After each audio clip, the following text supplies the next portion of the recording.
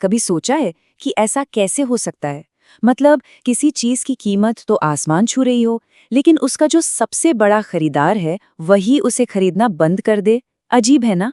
आज हम global copper market में चल रही इसी कह सकते हैं एक पहेली को सुलझाने की कोशिश करेंगे।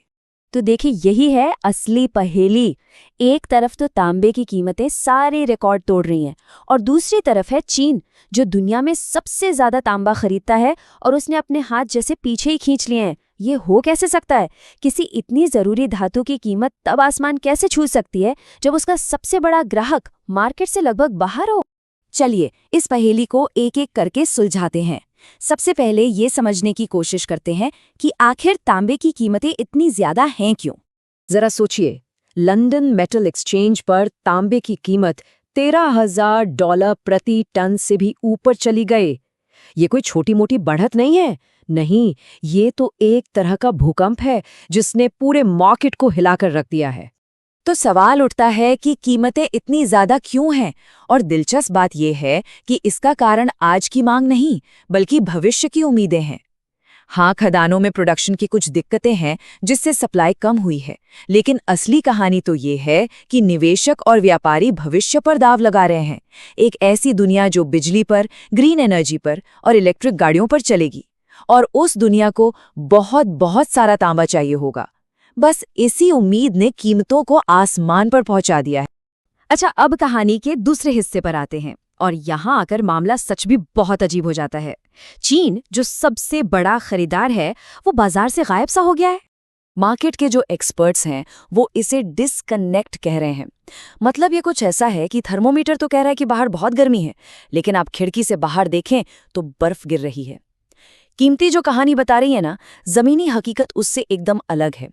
चीन में तांबे से सामान बनाने वाले कारखाने अपनी क्षमता से बहुत कम पर काम कर रहे हैं।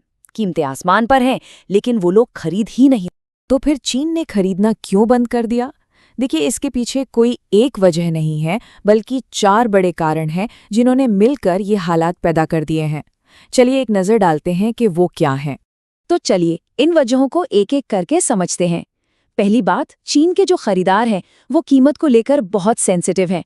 दाम बढ़े और उन्होंने कहा बस अभी नहीं खरीदना।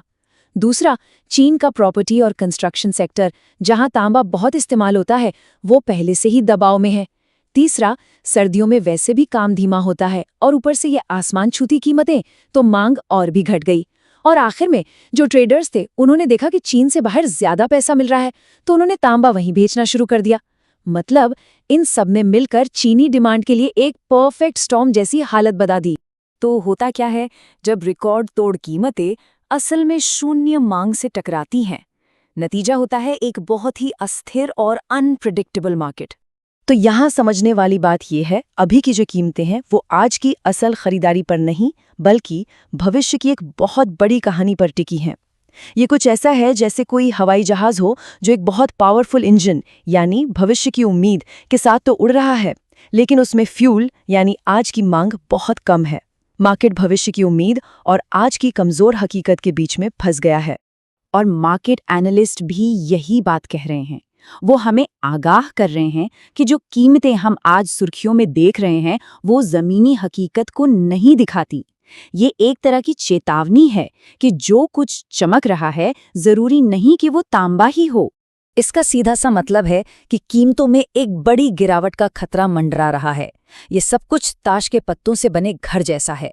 अगर चीन वापस से खरीदना शुरू नहीं करता या फिर सट्टेबाजों की दिलचस्पी कहीं और चली जाती है, तो ये पूरा ढांचा बहुत तेजी से गिर सकता है। तो अब आगे क्या? ये जो अभूतपूर्व स्थिति बनी है, ये पूरे ग्लोबल मार्केट के सामने कई बड़े और जरूरी सवाल खड़े कर देती है।